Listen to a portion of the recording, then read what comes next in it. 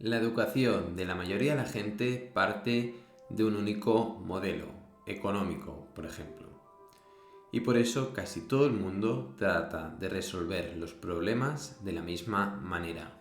Ya conocéis el dicho: para un hombre con un martillo, el mundo se parece a un clavo. Me parece una manera bastante tonta de abordar los problemas. Charlie Munger. Con esta frase creemos que es una frase maravillosa para introducir el podcast del que vamos a hablar hoy. Hoy vamos a hablar de mi cartera de acciones. Soy el fundador y director de potenciasembolsada.com.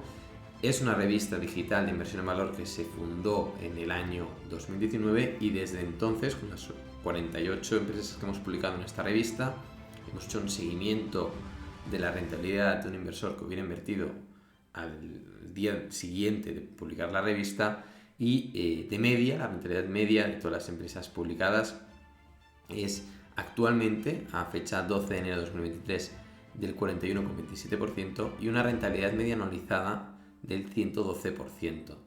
Y esto que tenemos muchísimas empresas o muchas empresas publicadas que ahora mismo están con rentabilidades negativas y por lo tanto, bajo el punto de vista del inversor en valor de largo plazo, que cotizan a precios todavía más razonables o más atractivos para el inversor.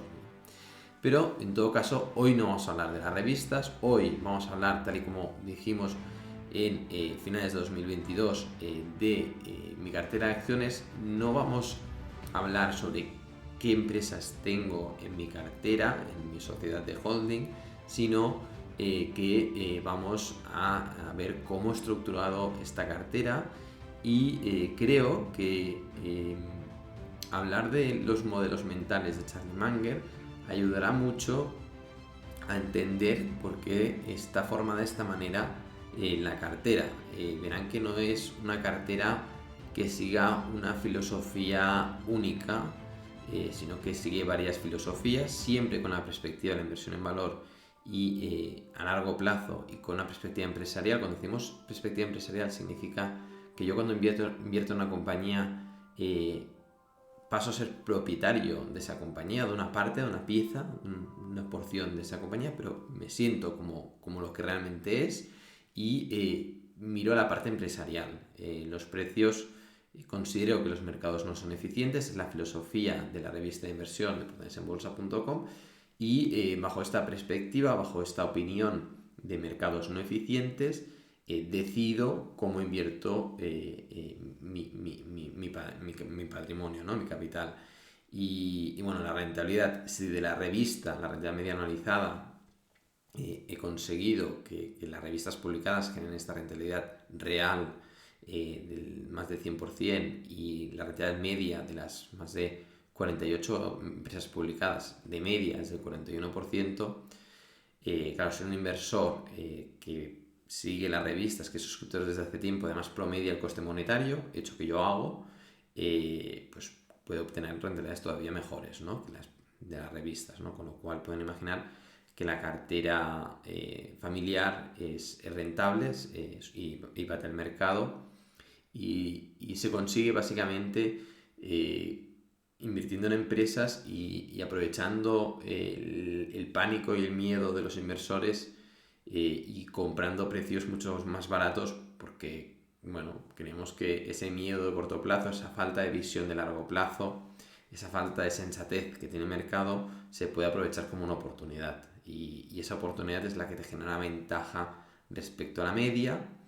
Y luego pues esta visión cruzada de distintas compañías, de distintos sectores, de distintos estilos de inversión, también creo que ayuda bastante a, bueno, pues a generar retornos positivos en años complicados como el pasado, en algunas de las compañías, no en todas.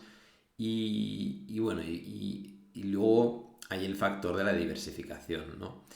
Vamos por partes porque en este podcast tampoco no quiero que sea un podcast de 1 hora o 2 horas, podría estar hablando de mi cartera sin hablar de qué compañías he invertido durante horas, pero creo que una buena analogía para empezar sería una conversación que tuve con mi mujer en el coche para hablar sobre nuestro patrimonio, ¿no? Porque ella me asigna toda la responsabilidad de la asignación del capital, un patrimonio que hemos hecho crecer desde cero. Esto es importante, creo que es destacable que lo sepan porque no soy un niño de papá y luego a la hora de asignar capital todavía no tengo 40 años, eso también es importante porque no es lo mismo cómo invertir a una persona que su objetivo es la preservación de capital y otra persona que su objetivo sea un objetivo más de emprendimiento, más atrevido y bueno, yo creo en las dos partes, pero es distinta. Es distinto la manera de pensar de cuando tienes 30, de cuando tienes 40, de cuando tienes 50, de cuando tienes 70, 80 o 90 años, como sería Charlie Munger y Warren Buffett, ¿no? Y luego hay pues, el proceso de experiencia, de madurez.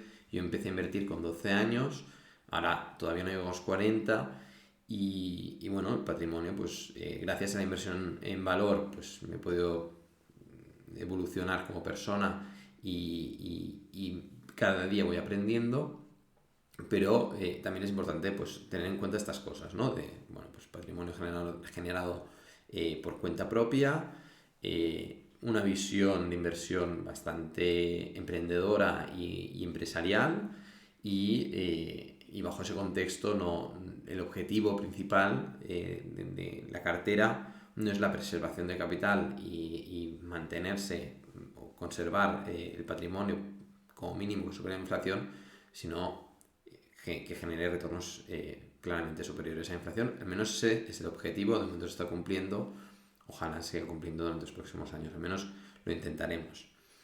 Y bueno, en cuanto a la charla que tuvimos en el coche, yo le dije, oye, yo necesito saber cómo quieres, qué opinión tienes sobre cómo quieres que configure la cartera. Es decir, hay una parte de este capital que es tuyo y yo necesito tu opinión. Ya sé que me asignas toda la responsabilidad y todas las decisiones a mí, pero necesito una opinión, ¿no? Y le hice una analogía que creo que es una analogía interesante y le hablé de empresas buque y de empresas cohete. Como empresas buque entiendo, o lo expliqué, que para que se crea la idea son empresas que ya son líderes del sector, que son empresas que generan flujos de caja operativos muy importantes, que el CAPEX es muy inferior a la caja operativa y por lo tanto generan free cash flows importantes y con esa caja pues todavía pues, se van haciendo más grandes, mantienen sus ventajas competitivas, tienen un importante valor en marca, en general empresas de calidad, ¿no? Entonces son empresas pues con muy buenos retornos sobre los activos, con ventajas comerciales porque tienen una muy buena red comercial, o porque tienen muy buena marca, o porque tienen muy buen producto y que se diferencia de la competencia, ¿no? Son algunas de las ventajas competitivas que puede tener una compañía y que estas ventajas competitivas ya se han establecido y la empresa ya está generando retornos, es decir, porque hay empresas de elevado crecimiento con ventajas competitivas que todavía no ganan dinero y eso es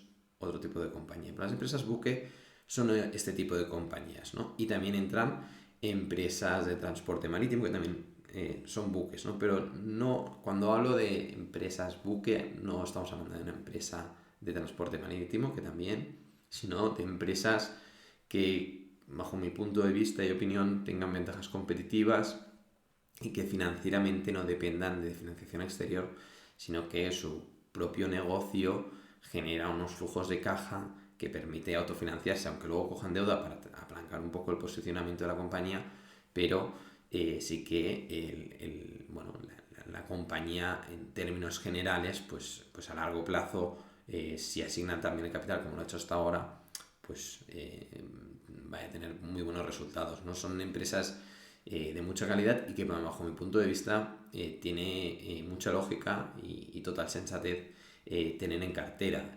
Son empresas en las que lo lógico o una persona más conservadora que quiera mantener su patrimonio debería tener la cartera 100% de estas compañías, ¿no? Pero ¿qué pasa?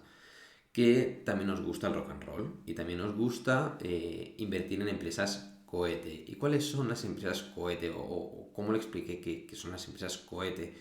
Pues son empresas que se han desplomado mucho en bolsa. Para empezar, me atraen empresas que se hayan desplomado en bolsa, que sean o bien de elevado crecimiento o empresas deep value, es decir, que estén extremadamente infravaloradas y que crea que el mercado no está valorando correctamente. Y en esas compañías son empresas más arriesgadas, es decir, las deep value son empresas que puedes crear una trampa de valoración, son empresas que ya hace años que el negocio está establecido, es un negocio conocido y que por un motivo o por otro el mercado pues no quiere saber nada de esta compañía y cotiza a precios completamente sin sentido, ¿no? Sin sentido teniendo en cuenta que tú crees que realmente va a tirar adelante y esos problemas en los que están los van a resolver, ¿no? Y luego, por otro lado, pues empresas de elevado crecimiento, que ahora además se han desplomado todas ellas, que el mercado no le gusta la incerteza. Es decir, es conocido entre todos los inversores que la incerteza no agrada al mercado cuando es el juego principal de la inversión, ¿no? Es, bueno, pues invertir en compañías con mayor incerteza te va a permitir, si aciertas en esas compañías, pues obtener grandes retornos. Y estamos hablando de retornos que superan el 200%. Es decir, si considero que una empresa no puede obtener más del estilo cohete, no puede obtener más de un 200%, no entro. Y este tipo de compañías son compañías que hemos decidido tener en cartera. En general son empresas de mediana y pequeña capitalización, de elevado crecimiento o deep value, que también tenemos en la cartera familiar, porque considero bueno, es atractivo tener también pues, empresas cohete. ¿Y qué analogías más hay entre las empresas cohete y las empresas buque? Pues una empresa buque, en principio, por sus ventajas competitivas, por su balance, por sus flujos de caja, eh, y etc., ¿no? Porque podríamos estar hablando mucho rato de este tipo de compañía, que en resumen son empresas de calidad.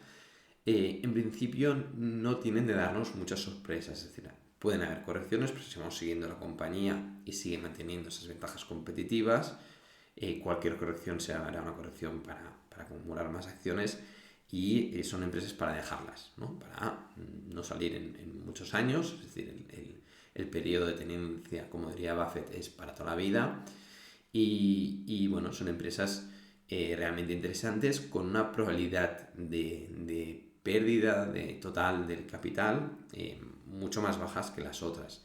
¿Qué pasa con las otras? Pues es un poco como cuando Elon Musk empezó con SpaceX. ¿Sus cohetes todos salieron bien? ¿Los primeros? No. Es decir, hubieron cohetes que no despegaron, cohetes que se estrellaron y pasó un poco de todo. Y cada vez que pasaba algo así, se volatilizaban miles de horas y miles de millones de dólares, ¿no? Pero había mucho aprendizaje detrás, que es un aprendizaje que también, si no lo vives, no lo vas a obtener, ¿no? Y en cuanto a los cohetes, la idea es un poco también como hacen las joint ventures, ¿no? Hay las empresas de las venture capitals, perdón, las empresas de capital riesgo. Es poner varias compañías en las que creo y que los retornos van a ser muy importantes y si alguna falla, aunque falle en la totalidad, es decir, aunque quiebre, las otras, como los retornos van a ser tan importantes, me va a compensar las pérdidas de los riesgos que he asumido. No haría una cartera de 5 empresas cohete, me parece muy arriesgado. Y hablando de cuántas empresas, vamos a citar un par de frases de Charlie Munger y Warren Buffett, porque como bien es conocido, Charlie Munger dice que la diversificación es de idiotas. Yo estoy bastante a favor. Vamos a conocer los porcentajes que tengo en mi cartera, el peso que hay en varias en las compañías, cuántas compañías tengo, pero primero vamos a ver qué dice Warren Buffett y Charlie Munger sobre la diversificación. Y Buffett dice: la diversificación es la protección contra la ignorancia. Tiene poco sentido si sabes lo que estás haciendo. Y luego Munger añade: toda la idea de diversificación cuando se busca la excelencia es totalmente ridícula. No funciona. Es una tarea imposible, ¿no? Y en otras ocasiones Charlie directamente ha dicho que diversificar es de idiotas y yo estoy muy de acuerdo, ¿no? Lo que sí que es cierto que no tengo la capacidad de concentrar la cartera en 5 compañías como a lo mejor tiene Lilu o tiene otros inversores, ¿no? Pero sí que es cierto que mi cartera está concentrada, la cartera tiene una elevada concentración y el total de compañías es de 20 actualmente. 20 creo que es un número muy bueno. Ojalá fueran 5, pero también como dice Peter Lynch, cuando ves una buena compañía, no poner nada también cuesta mucho, es decir, dejar pasar otras oportunidades cuesta mucho. Y concentrar a 5 compañías únicamente, yo creo que actualmente, siendo humilde y sincero, eh, no me veo capacitado. Y sí que sonaría mejor decir, sí, yo soy un crack y lo pongo todo en 5. Pero bueno, creo que también es importante y se valora la humildad y es como yo lo veo, ¿no? Es decir, quizás cuando tenga 15 años más de experiencia o 20 años más de experiencia invirtiendo, me decido únicamente por 5 compañías. Pero ahora mismo no es así, tengo 20. Pero de estas 20, únicamente las 5 primeras tienen un peso del 56%. Es decir, que con 5 empresas tengo el 56% de la cartera y luego con las otras 15 hacen pues el resto, ¿no? Y si contamos las 10 primeras inversiones, suponen un 78% de la cartera. Es decir, que con 10 compañías tengo cerca del 80% de la cartera, con lo cual es una cartera concentrada. La primera posición tiene un 20% del peso y la segunda un 10% del peso, con lo cual sí que hay concentración en ciertas compañías y las 5 primeras tienen un peso importante, ¿no? Y las 10 primeras tienen un peso también muy importante, ¿no? Es decir, que no hago no balanceo al 5% todas las compañías, ¿no? Porque si tuviéramos 20 compañías y a todas les ponemos el mismo peso, porque le damos la misma importancia, pues serían más o menos un 5% cada una. Y esto no lo hago. Se podría hacer, también tendría su lógica, pero no lo hago. ¿Qué más hago? ¿Y por qué la introducción, ¿no? La primera frase que hablábamos de los modelos mentales de Charlie Munger? Pues porque en mi cartera, como deben imaginar con la conversación que tuve con mi mujer de invertir en buques y cohetes, ella me dijo que invirtiera en cohetes, que ella quería cohetes. Es decir, que tiene una aversión al riesgo importante, ¿no? No le importa arriesgar el capital si luego hay retornos importantes, ¿no? Ha visto algunos resultados que hemos tenido buenos o muy buenos y, bueno, evidentemente le atrae sin todo el conocimiento y la perspectiva que quizás tengo yo, pues que invierta en cohetes, ¿no? Yo de todas formas no he arriesgado todo en cohetes, ¿no? Pero sí que hay bueno, hay varios modelos mentales en la misma cartera, ¿no? Es decir, no invierto únicamente en empresas buque, no invierto únicamente en empresas cohete, no invierto únicamente en Estados Unidos, que es mi mercado favorito, no invierto únicamente en empresas de un único sector y todo esto permite que la cartera se vaya compensando y además va cambiando, ¿no? Porque, por poner un ejemplo, durante toda esta corrección de finales de 2021-2022, yo tenía posiciones en una empresa de transporte marítimo de productos refinados de petróleo, conocida por los suscriptores de OB, y otra posición en transporte marítimo de petróleo, es decir, de productos no refinados, y otra empresa de energética. ¿Qué pasa? Pues que estas empresas se me dispararon mucho durante todo este principios de 2022 y cerré posiciones, pero antes de cerrar posiciones, estas compañías, como habían subido mucho de precio y el resto se habían desplomado mucho, claro, fueron ganando mucho peso en la cartera, no rebalanceé y bueno, pues yo dejaba que fueran subiendo y las otras se iban desplomando. ¿Qué pasó? Que llegó un momento que consideré que la oportunidad de compra por coste de oportunidad, las empresas que se habían desplomado en cartera y las otras que habían llegado a mis precios objetivos, es decir, yo nunca intento ser el más listo de la clase, es decir, cuando invierto en una compañía, más o menos digo, mira, más o menos yo creo que vale esto, más o menos, no soy exacto y voy modificando la valoración en función de los resultados empresariales año tras año. pero cuando considero, en el caso de Scorpio Tankers, ¿no? Por ejemplo, sí que ha seguido subiendo, pero bueno, vi los TCs, ¿no? El precio de alquiler de los buques, del transporte de productos refinados de petróleo están en máximos históricos, la compañía se había disparado en bolsa, se podía seguir teniendo mucho potencial.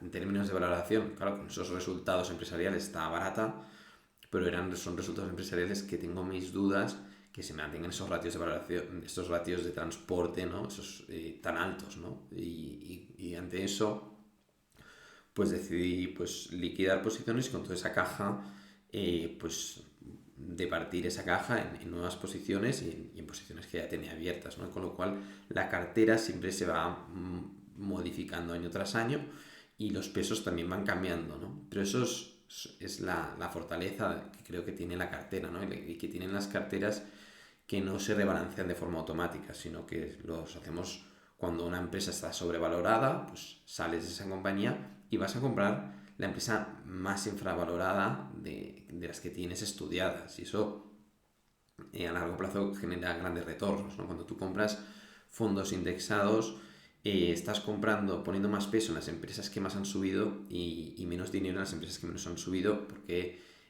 los fondos indexados se promedia por capitalización bursátil, ¿no? Entonces las empresas que suben, la cotización pues sube su cotización bursátil y tiene más peso en el fondo, ¿no? Cosa que en inversión en valor se hace todo lo contrario, ¿no? Y hablando de los modelos mentales, para que se hagan un poco la idea también además de tener una parte growth, value, deep value, por ejemplo, ¿no? Considero cuántas empresas tengo o qué peso tienen las empresas chinas en mi cartera. Ahora mismo las empresas chinas en mi cartera tienen un peso del 14%. Era menos hace medio año, pero con las subidas recientes del mercado chino, de las empresas chinas, las que tengo cotizan en las bolsas norteamericanas, pues son empresas chinas, bueno, pues con esas revalorizaciones, con esas subidas recientes, pues bueno, ha subido el peso. ¿Qué más tengo? Por ejemplo, del transporte marítimo, ahora tengo únicamente dry bulk, o sea, transporte marítimo seco. El transporte marítimo en OVE es un sector que ha ido bien. Es decir, publicamos Gaslock, que luego nos tiene una OPA, generó un retorno en 6 meses, si no recuerdo mal, del 90-100%. Publicamos Scorpio Tankers, 150% de rentabilidad. Y ahora en mi cartera pues hay 2 compañías líderes del sector del transporte marítimo seco, del dry bulk, y suponen cerca del 9% de la cartera. En coches eléctricos, ¿no? Creo que el coche eléctrico es un sector, el coche en general es un sector que se está transformando hacia una dirección que es el coche eléctrico, y tengo algo de exposición y en 2 compañías y en total tengo un 5%, ¿no? Y dices, bueno, pero son value, son growth. Bueno, pues por otro lado, independientemente de que sean chinas, de que sea dry bulk o que sea coche eléctrico,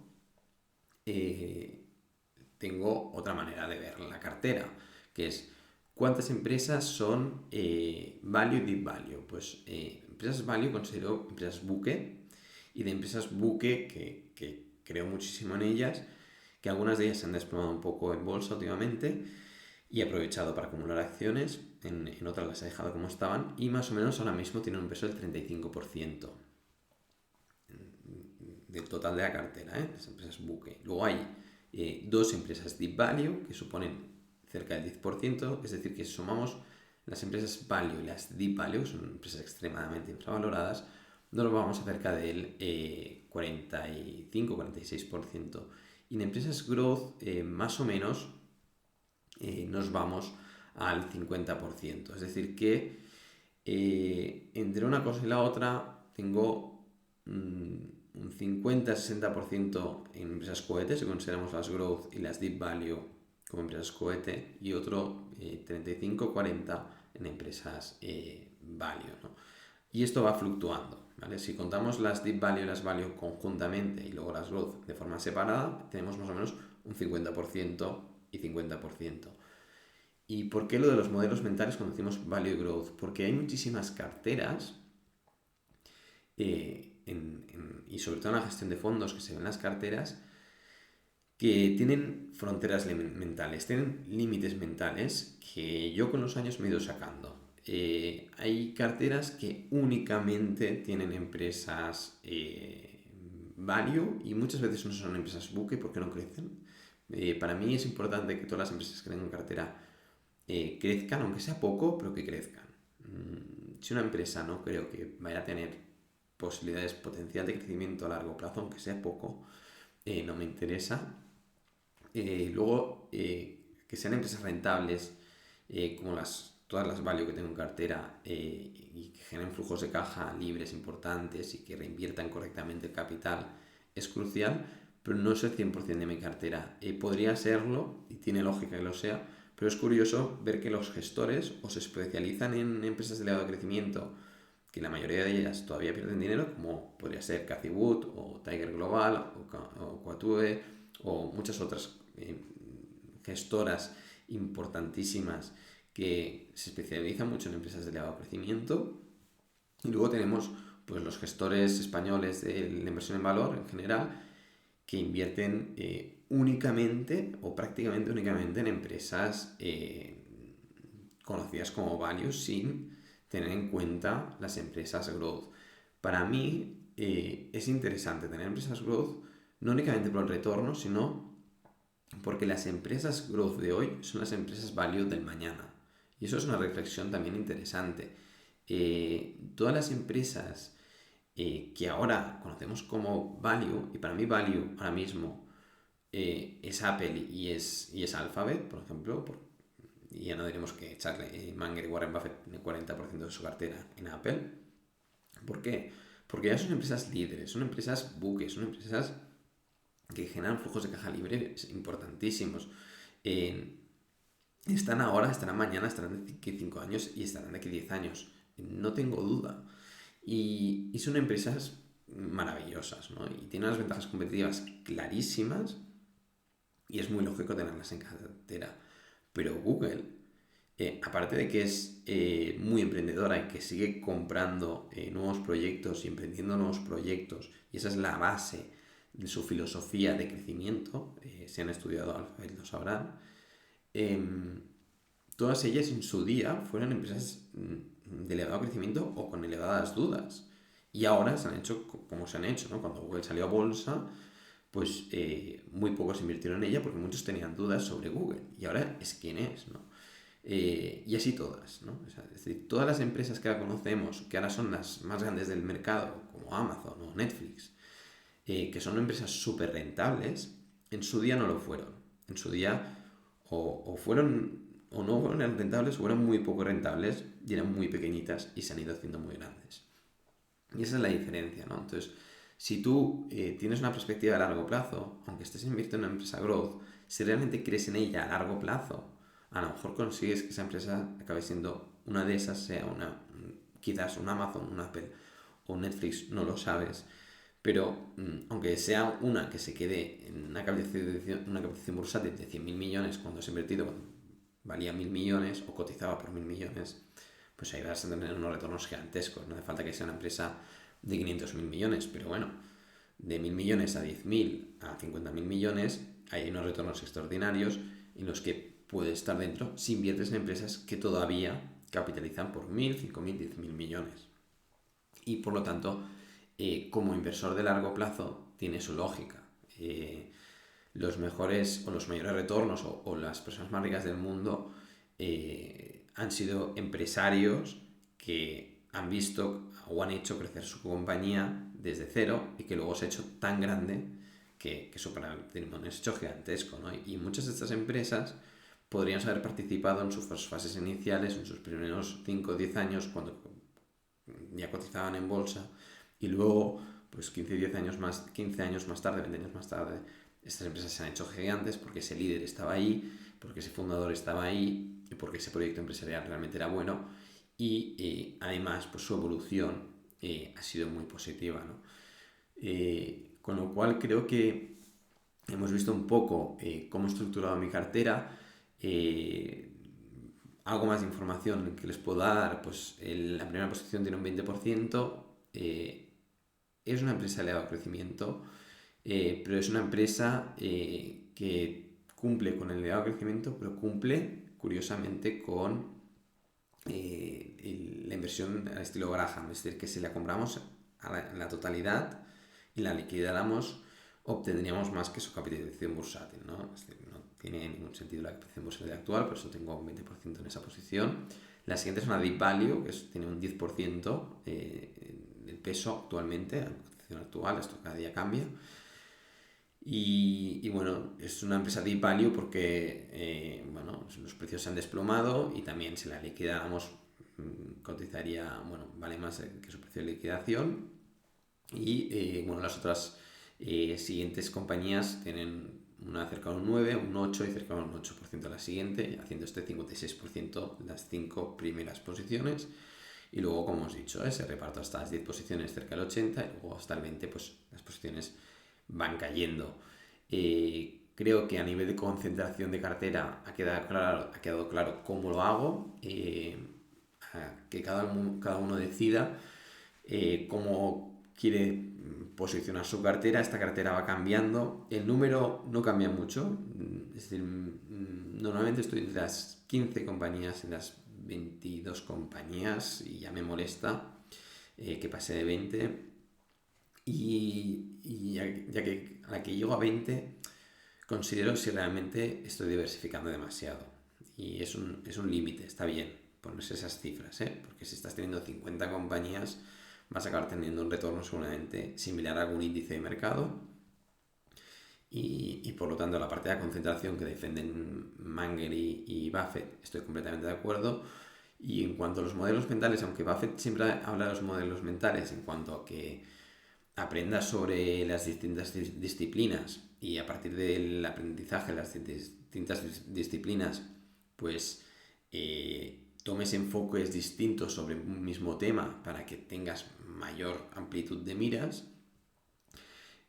También creo que en la inversión puedes tener mayor amplitud de miras y no centrarte únicamente pues, en las empresas de transporte marítimo, ¿no? Que ahora mismo pues, corren por internet inversores que únicamente invierten en empresas de transporte marítimo. Hombre, están muy bien las empresas de transporte marítimo, pero al final dependes del precio de los fletes, ¿no? Y con lo cual no dependes únicamente de las ventajas competitivas de la compañía, ¿no?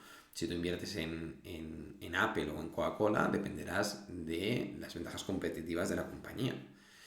Si inviertes en transporte marítimo, no, porque la cotización de alquiler de los buques pues varía por factores que no siempre están justificados por cómo esté funcionando pues, la compañía, ¿no? Por otro lado, empresas growth, deep value, empresas de calidad. Si tuviera que elegir únicamente una, quizás elegiría las empresas de calidad. Quizás porque soy discípulo de Buffett y Munger, es decir, son mis mentores. Pero invertir también, imagínense, ¿no? Que dijeran, no, yo lo voy a hacer todo en empresas cohete. Pues tendrías una cartera como tiene Sequoia, que es la mayor empresa de capital riesgo, la más exitosa del mundo, de la que Buffett siempre ha hablado súper bien de ella y de donde ha salido pues, Apple, desde donde ha salido YouTube, desde donde ha salido Alphabet, desde donde ha salido Stripe, desde donde ha salido Squarespace. Bueno, muchísimas compañías han salido de Sequoia y evidentemente de todos esos proyectos en los que invierten en sus fases iniciales no todos salen bien, ¿no? Pero sí que es cierto que son buenos y por eso tienen tanto éxito, que eligen bastante bien y tienen una tasa de éxito muy alta, ¿no? Pero si tú hicieras lo mismo, si tú únicamente invirtieras en empresas, en proyectos empresariales que tú ves que están en una fase inicial y cuyo potencial y escalabilidad va a ser gigantesco, y pusieras 20 compañías de este tipo, sí que habrían compañías, cohetes que se estrellarían, pero habrían otros cohetes que realmente llegarían a la Luna y otros llegarían a Marte. Y si miras la rentabilidad total de la cartera, Una se te puede estampar y puedes perder el 100%, pero otra a lo mejor vas a ganar un 1000 o un 10.000%. Y con una basta para que generes una super rentabilidad de tu cartera. Es decir, que matemáticamente las empresas de capital riesgo que invierten en empresas que